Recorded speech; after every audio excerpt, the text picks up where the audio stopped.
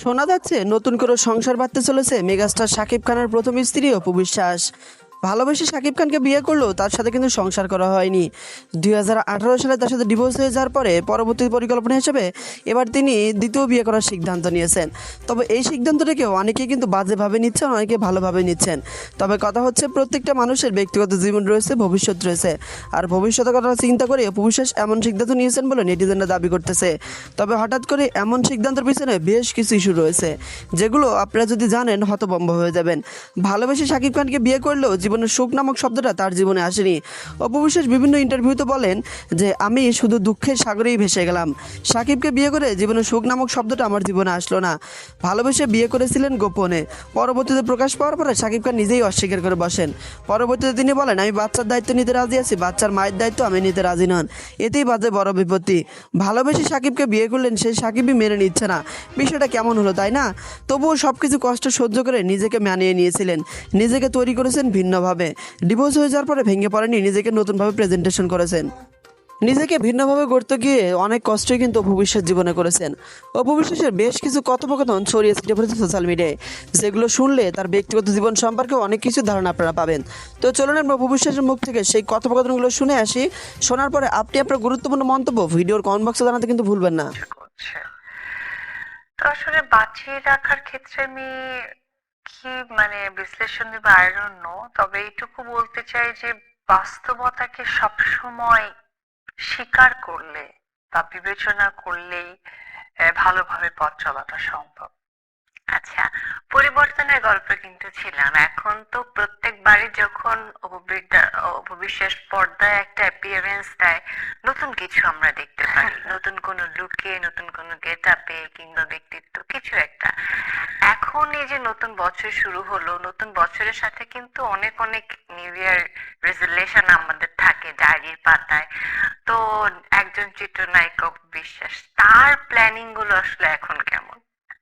যেহেতু চিত্রনায়িকাটা বলাই হলো, সো এই জায়গাটা আমার একদম বলতে পারেন যে আতুর ঘর। কারণ এটা আমার জন্ম, যে আমার নামটা যে আজকে সকলের কাছে পৌঁছে গেছে আমার ওই জন্মস্থান থেকে। সো সেটাই বলি যে লাস্ট ডিসেম্বরে আমি স্টার্ট করেছি দুবার একটি সিনেমা চলচ্চিত্র। অনেক আমার কাছে গল্প আসছিল। তো যেটা হয়েছিল যে সেই গল্প অনেক সময় পিক করছিলাম না, কারণ বিগত এক দুইটা সিনেমায় আমি একটু ডিসহার্টেড হয়েছে। কারণ আমাকে যে গল্প শোনানো হয়েছে বা আমাকে যে সাপোর্টটা দেওয়া হবে শুটিং এর ক্ষেত্রে, সেগুলো না কাজ করতে গিয়ে খুব একটা পেতাম না। তো সেই জায়গা থেকে এবার খুব চিন্তা করেছি, বা বলতেও পারেন যে আমি একটা লং টাইম ব্রেকও নিয়েছি, 2 ইয়ার্স, 2 বছরের মতো। সো 2 বছর পরে কিন্তু আমি লাস্ট ডিসেম্বরে স্টার্ট করেছি একটা সিনেমা। তো আমার লক্ষ্যটাই ছিল যে গল্প এবং প্রোডাকশন যেন আমাকে ফুললি সাপোর্টটা যায় একটা গল্পের সাথে, যেটা দরকার। তো ওই জায়গা থেকে দুর্বার সিনেমার শুটিং স্টার্ট হয়ে গেছে অলরেডি, আর এই জানুয়ারিতে স্টার্ট হবে আমার সিক্রেট সিনেমার শুটিং। সো এই দুটো সিনেমা নিয়ে আপাতত প্ল্যানিং আছে। এই 2026 সালটা কিভাবে মেক করা যায়, এর মাঝে আরো অনেক গল্প আমার কাছে এসে জমা হয়েছে, এখনো কথাবার্তা চলছে। এটার বিষয়ে এখনো ফাইনালিস্ট কিছু না, হয়তো বা সময়ের সাথে সাথে জানা হবে।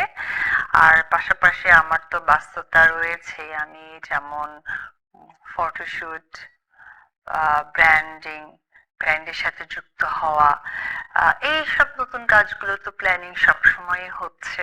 এই তো, যেহেতু চলচ্চিত্রের কথায় আসলাম আমরা, এখন কিন্তু বাংলাদেশের দর্শকদের প্রত্যাশার জায়গাটা অনেক বেশি শীর্ষে ছুঁয়ে গেছে। কারণ বিগত বছরগুলোতে যে সিনেমাগুলো আমরা উপহার পেয়েছি, বিশেষ করে মেগাস্টার শাকিব খান কামব্যাক করেছে যেভাবে, বড় পর্দায় চলচ্চিত্র এবং দর্শকের হুমড়ি খেয়ে পড়ার যে ইতিহাস নতুন ভাবে তৈরি হলো, এখন সিনেমা হলে নতুন কোন সিনেমা রিলিজ করতে গেলে কিন্তু প্রযোজক, পরিচালক, যারা অভিনয় শিল্পী থাকেন, একটা এক্সট্রা চাপ থাকে।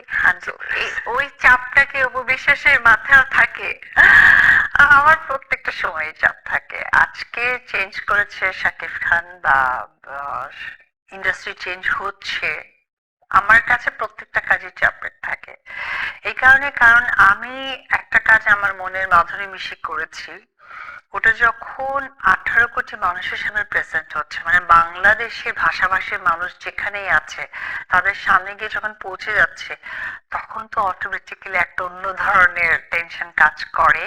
কিন্তু যখন রিলিজ হয়ে যায় তখন হয়তো বা ভালো বা মন্দর ফিডব্যাকটা চলে আসে, তখন মনে হয় যে আচ্ছা এই ভুলটা ছিল বা এটা ঠিকঠাক করেছি।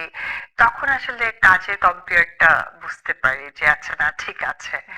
সো আসলে আমার কাছে প্রত্যেকটা সময়ই যখন আমার কোনো কাজ রিলিজ হয় বা সকলের সামনে পৌঁছে যাবে, তখন বাড়তি একটা প্রেশার থাকেই।